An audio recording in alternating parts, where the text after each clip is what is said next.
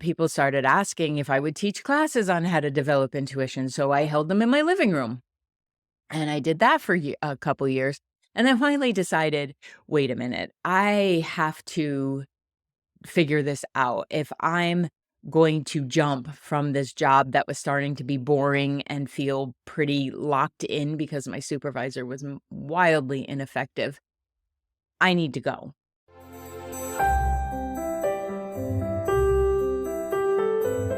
Well, welcome to this episode of Intuition, Your Success Compass.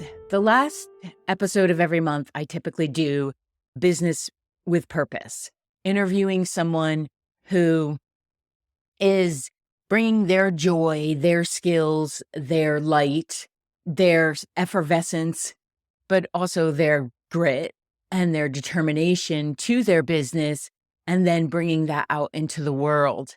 And I thought to start this year off, I would talk about my business.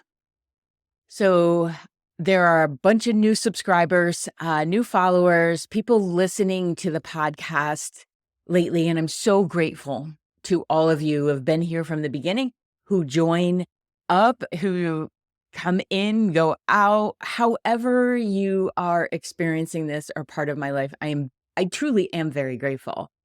And I thought, well, I should probably give a little bit of synopsis of my business instead of just dropped into each individual episode. And then, what's my purpose? What is the purpose that I intend to bring into this world just by being myself? Yes, I have a business and I love that. And every day that I'm in it, because I've learned balance, I am incredibly appreciative that this is where life, but also my work, my own diligence, and unwavering curiosity has brought me. So I thought I'd give a little synopsis of Vicki's life in this process of being an intuitive life coach and some of the highlights along the way, and just describe, how did I get here? Because honestly, some days I ask myself the same thing. I'm like, how did you arrive in a place where every day you are able to connect with spirit, bring that energy through, help people to align with their own happy, and feel like there's divine guidance to it as well as a definitive choice? I don't have to do this. I choose to do this. Although I feel like there's often been times in my life where I felt like I had to do it. So how did it all start? Well, in 1969, I was born. No, I'm not going to start there.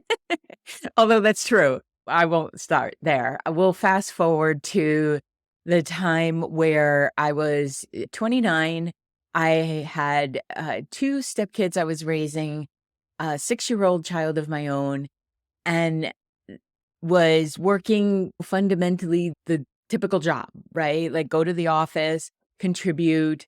I did healthcare insurance, and then I also did billing for durable medical. And then I moved on to billing and receivables for a home health agency. And I learned so much about myself in that position. It was incredibly hard.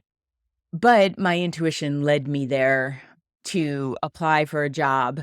And I just didn't know it was called intuition. So at the same time, when I was 29, my mom passed. And I swear, as she was leaving, as she was transitioning, she smacked me on the back of the head and said, Vicki, do this thing that I told you not to do or not to talk about when you were younger. Because when I was younger, I would see what were dark shadows, but I never thought of them as being dangerous or something I shouldn't interact with. I always felt inquisitive about them, and I felt like I should know who they are, and should I be helping, and why are we just ignoring them? And my mother used to tell me all the time, Vicki, we don't talk about those things. So as an adult later, when I remembered that, I was like, oh, she knew about this stuff. Because if you say we don't talk about those things, if someone says, oh, that's BS, or you're just making it up. Maybe they don't know about these things. Maybe they don't know about afterlife, after physical life, because it's all life, but after physical life. Maybe they don't. So I realized after she passed that she knew about these things and she just never talked about them, which made a lot of sense because I've been told that her mother basically shut herself up in a room, never left, and had migraines. I'm thinking the woman saw spirits and was so intuitively connected that she didn't know what to do with it. There wasn't help then, and there certainly was judgment around it. And then my mother, while not completely agoraphobic, had massive anxiety about leaving the house, unless she mentioned shopping, and then that woman could get in the car and go. But she didn't invest in anything outside the home. So I always thought like it was a shyness or something. And then later I'm like, oh, yeah, I know that feeling where you don't want to leave the house because your energy field is so sensitive that you feel like, no, I'm just going to stay here where it's safe rather than learning how to manage that. And I'm so grateful that my own soul came in with this insatiable curiosity about how to help things to work, how to line things up, how to systematize even. Because I feel like that part of my ability has always helped me to not feel afraid of whatever was going on, but to want to understand the why. Like, why do I all of a sudden feel everybody's emotions? Like, why do I have a movie screen running in my head that it turns out not many other people do, at least in my circle? So at that time, there was a lot going on in my life. The stepkids were not the easiest. They were easy to love, but not easy to raise. And the mother they chose in this lifetime, yeah, really challenging. So we're just trying to go through the motions, raise these kids, make sure we're not insane ourselves, and then try to keep our marriage together. Well, then fast forward a few years, and I'm working in a company, the durable medical company. And I'm just trying to bring home a paycheck, help as many people as possible while I'm there. I really did love learning about the insurance companies and what could be reimbursed or what could we bill for. And I was good at it. Again, because of that curiosity about that desire to not only help reduce the stress of the company owner, but to also solve for X. Like, I love solving a puzzle. And is it what's holding you back? Is that the puzzle?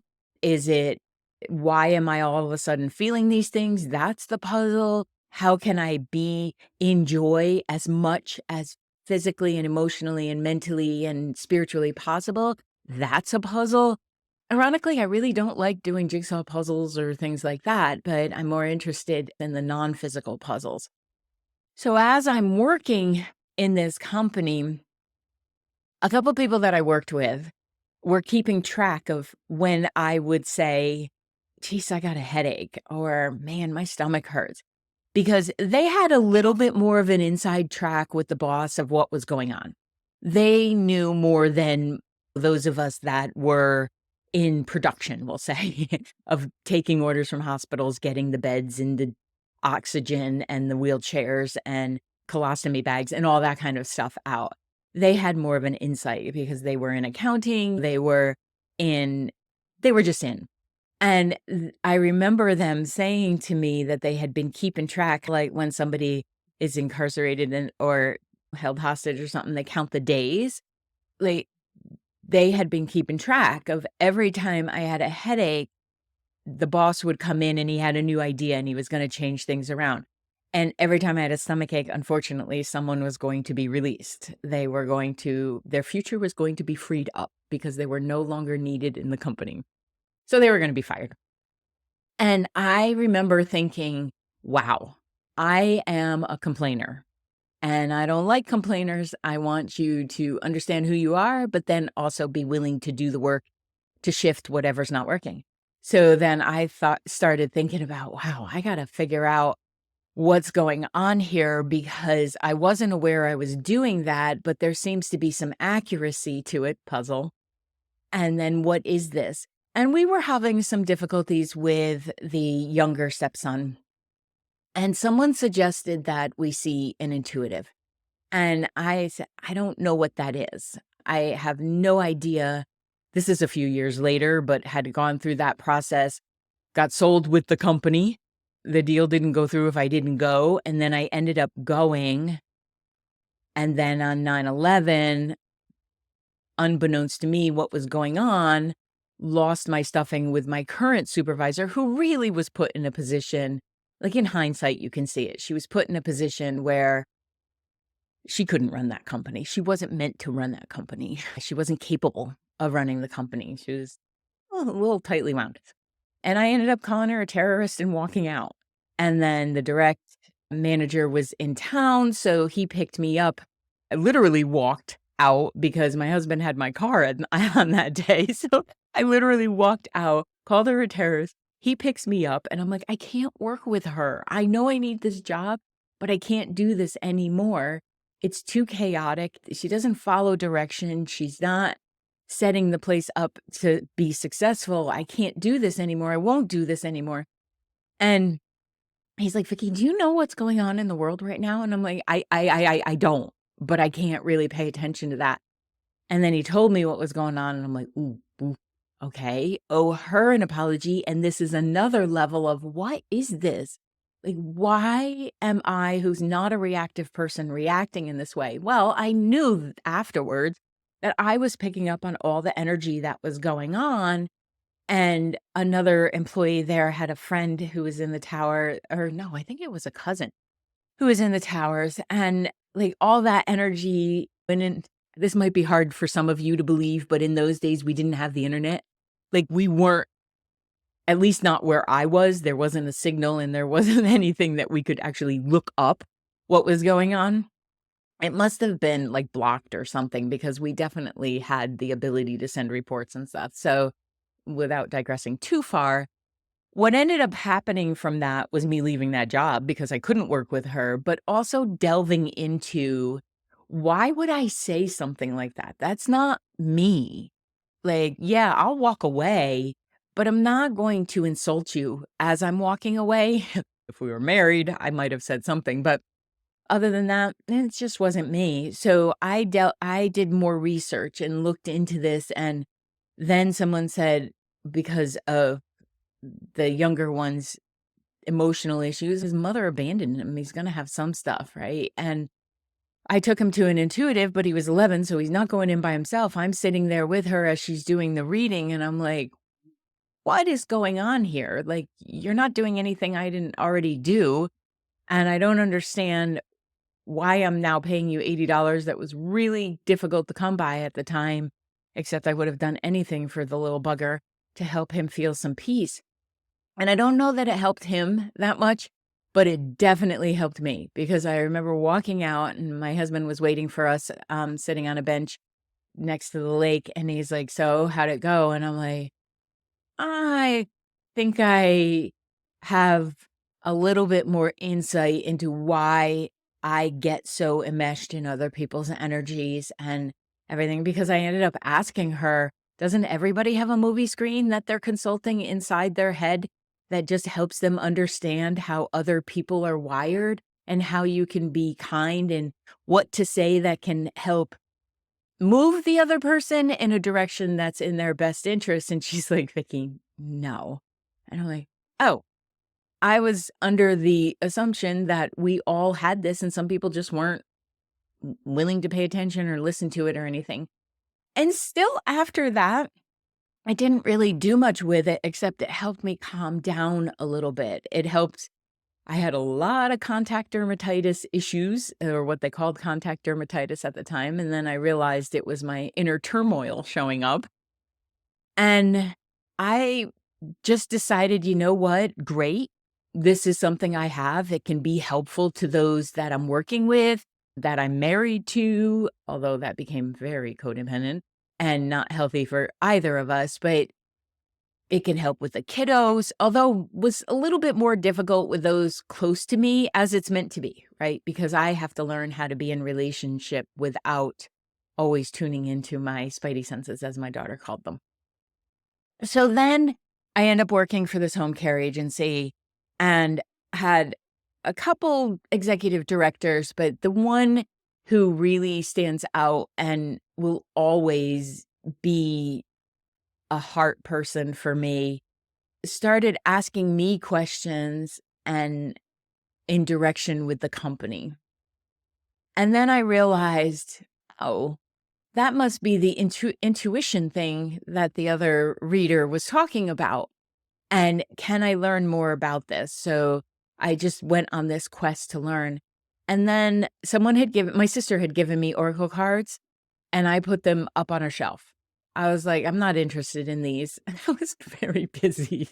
I didn't have the headspace, the bandwidth, any of it to really deal with that kind of delving into my own wiring. And probably was a little afraid of it, not afraid of what might show up, but afraid that I would have to do something with it. I have that, if I know and it's going to help you, I feel compelled to share it with you, hence this podcast. So as I'm getting more curious, I take the cards down. And then as you do, you start playing with them. Then you tell your friends. And my friends started telling people. And then I found out that there's a thing called linking up energetically. And the woman who had done the reading, I had brought her into town to do readings for other people. And then I had started helping her at events and things because I wanted to learn, but I also wanted to help. And then I found out, like, she would call me at work right before she had a session, and I'm like, I can't talk. Like, I have a 9 to 5, like, I have a job that I have to do. And then it dawned on me, I'm like, why are you calling me before you're going into a session? And she said, well, because when I tune into your energy, I can go higher. And I'm like, well, back off. Fill in expletive right there in case any of the kiddos are listening. You're not doing that. And then I had to get to work. Like, I had to figure it out. And then word spread. And then somehow I ended up, to this day, I don't remember being in a chat room, but I believe the women who said that's where we met. And I was giving some intuitive guidance, not knowing it was necessarily intuitive guidance. And then I started doing phone readings. So I would work all day, go do my volunteer thing, get the kids settled. When they went to bed, I would do readings for people on the West Coast because 9, 10 o'clock to me was good enough for them, right? Like 7 or 8 o'clock. And I was doing that for years. I did that. And then people started asking if I would teach classes on how to develop intuition. So I held them in my living room. And I did that for a couple years. And then finally decided, wait a minute, I have to figure this out. If I'm going to jump from this job that was starting to be boring and feel pretty locked in because my supervisor was wildly ineffective, I need to go. I need to jump. And I did. And it was a moment of psychic intervention because my supervisor, who was wildly ineffective at being a supervisor, had said that we were going to start putting into place something I had been asking for years. He decided it was his idea. I'm sure some of you can relate to that experience. And I said, well, you should know I'm not going to be here all year. I had no cognitive awareness of that. None. Oops, right. No cognitive awareness that I was going to be giving my notice. I was the primary income and never quite knew if my husband was going to quit his job. So raising 3 kids, mortgage, the whole 9 yards, right? And I'm like, what are you doing? And I jumped. I absolutely jumped and haven't looked back. And I've been doing this full time now for 19 years, full time, 19 years, something along those lines. And it started out as the readings, the oracle card readings. And I would go to people's houses. I would bring the cards. And then eventually what would happen is I would forget to flip the cards over. And I'd look down and be like, oh, did you want me to flip them over to see if they relate to what we've been talking about? because what I learned to do was trust that movie screen that I have on the inside of my head to tell me the story in greater detail and more specifically for the person sitting in front of me than the cards could do. And this happens a lot, right? Because whether it's cards, I Ching, tarot, runes, reading tea leaves, most of that are the physical connection kind of proving what the person is already capable of doing, but there's a comfort level in having those there so they don't remove them, or they love it so much that they just keep doing it. Well, I didn't love the oracle cards enough to haul them around everybody's houses and then give them a choice of what ones to do. And because it took up time, right? I wanted to get right to this thing that we're doing. So I did that. And I had a private office where I'm like, you come to me and I will, it just was more conducive to a balanced family life. It also was very convenient because the office I ended up renting was right across the street from my house. There was a sign that said space available. I pulled in every day to my driveway reading that sign for about 4 or 5 years before I actually decided to go full time in this. And then I'm like, oh, you ding dong. Like, how, it's a big sign. Talk about here's your sign. I didn't see it. So this is also an indication of recognizing that intuition is a beautiful thing. It's can be absolutely developed and honed, and you can still miss stuff because you're part of your own process, your own evolution, your own growth. And so from there, I had a very full book. And then I eventually ended up expanding my office because the classes, I did in-person classes for all kinds of development, how to read your energy field, how to do oracle cards, how to connect with your spirit guides. That one was always very popular, among other coaching and intuitive development things. And then at some point, I think this happens a lot for all of us, especially those who are super curious. I was getting a little bored because I didn't like being the person who read somebody else's information and told them what to do. I wanted it to be interactive. I wanted the person in front of me to feel empowered by who they are, what they felt, and the directions that they could take in their lives. I didn't want to be the one just saying what you could do with your life. So I got certified in life coaching.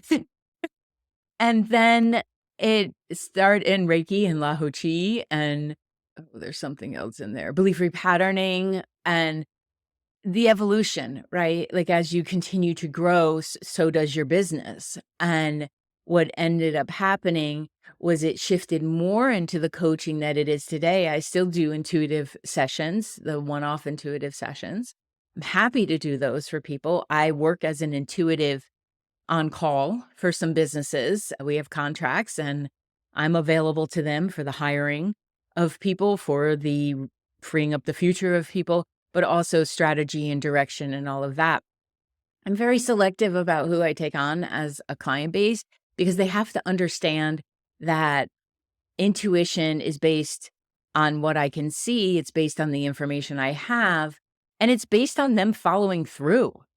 That was part of the frustration with the readings is people would come to me over and over again and I'd be like, but did you do what we talked about? And they didn't. They were just looking and handing over their power to someone else to do it. And that might work for people. Hey, you can create a great income in that way. And I did, but it didn't light me up. And then I had a few experiences where a friend had passed and we were out to dinner and I told Howard, I got to go. Something feels like she needs help going.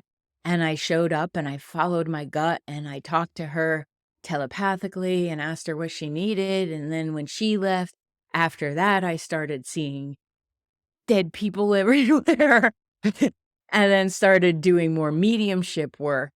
And all of this with an intention of integrity. I cannot be in business, I cannot be myself if there's not an integrous theme flowing through. I don't always do what other people think is the right thing. I don't always say the right thing. I don't always make the choices that are in my best interest, but there's always a thread of integrity there because I know I have to answer to me when I croak and no one else. And I want to know that I have done the very best I can do in my heart with my soul's knowledge and in helping people. And I did the mediumship thing for quite a few years, did some pretty big venues, but it wasn't lighting me up again. And I kept hearing from those on the other side that were happy to give messages, but they were also saying, will you please get these people to focus on the life that they're in and stop looking in their rearview mirror and stop focusing on me being gone? Could you do that? And I'm like, well, I can try. And then I decided my husband passed in 2015, and it was so hard. Like, it was devastatingly hard to show up and give these messages to those and still be doing my own grief work. On some level, I know it helped me, but it was like army crawl home in devastation. And I just couldn't do it any longer. So I made the decision to interview some mediums without them knowing I was interviewing them. I sent some people off to have sessions, and one came back with glowing recommendations. And she happened to be local. And I asked her, would you like to take over this portion of the business? Can I hand over this stuff to you? And I walked away from it. I still give messages if someone comes through in a coaching session or in an individual intuitive session. But if someone reaches out to me specifically for a mediumship, I say, no, please go see this person or that person. I have a few more to refer to now because I must be in alignment and integrity with myself in order to be in purpose in my business. And now, I'll wrap this up. We'll make it a short episode. Isn't that fun to do that? And now I focus on helping guide people to their happy, because your happy is not going to be the same as my happy. It's not going to be same as the business owner's happy. It's not going to be the same as any other client's happy. There's a fundamental practice. That's where the compass comes in. But I want you to be your own compass, because that's where true joy happens. And that's where empowerment happens. And I am not interested in being anyone's guru, because that just means that my ego is being pumped up for the sake of the work that I've been harnessing, practicing, diligently working on, but that has been gifted from spirit and my soul, and that feels wrong.